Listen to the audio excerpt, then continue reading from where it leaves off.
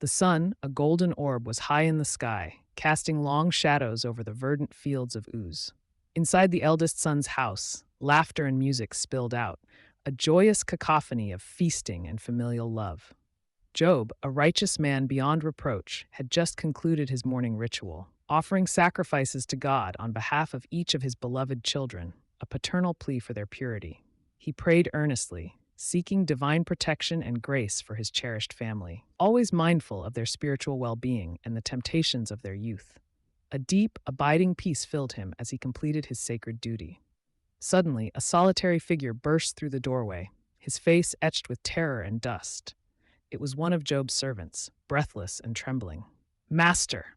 Master!" he cried, his voice hoarse with despair. "The Sabaeans, those nonviolent traders we know, they attacked! They fell upon our oxen and donkeys, seizing them all, and they put our servants to the sword." The bloodshed was merciless, and the devastation complete. Their raid was swift and brutal, leaving chaos in its wake. I, and I alone, have escaped to tell you.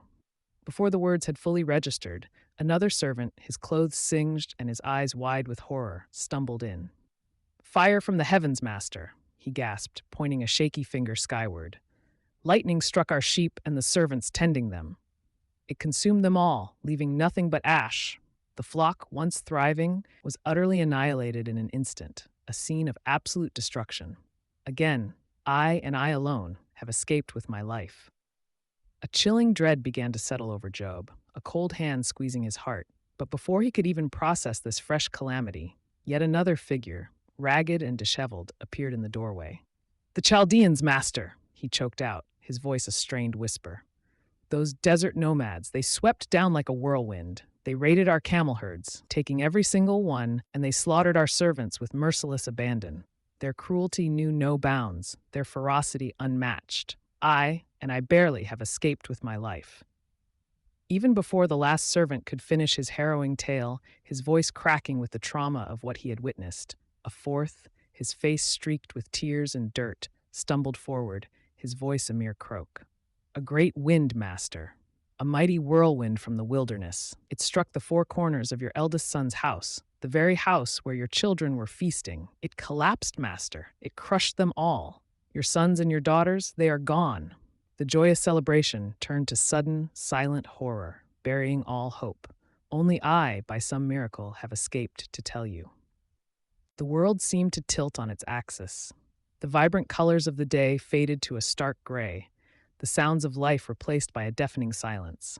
Overwhelmed by a sorrow too vast for words, a grief that clawed at his very soul and threatened to consume him, Job rose, his shoulders bowed under the unimaginable weight of his losses. He tore his robe, a raw expression of his agony, and shaved his head in ancient custom, acknowledging the depths of his despair with every deliberate movement. Then, amidst the shattered remnants of his life, he sank to his knees, not in anger or despair, but in profound worship.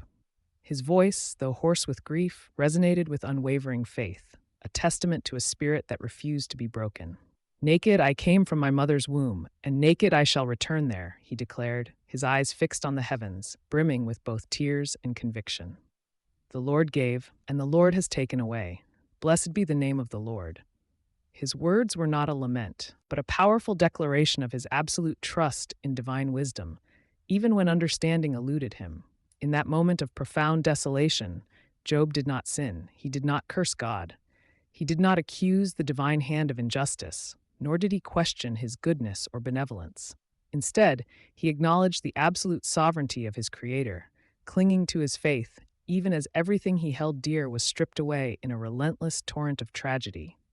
His heart, though broken and bleeding, remained steadfast, a shining testament to an unwavering trust in a power far greater than himself, a faith that defied human understanding and stood firm against the darkest storm.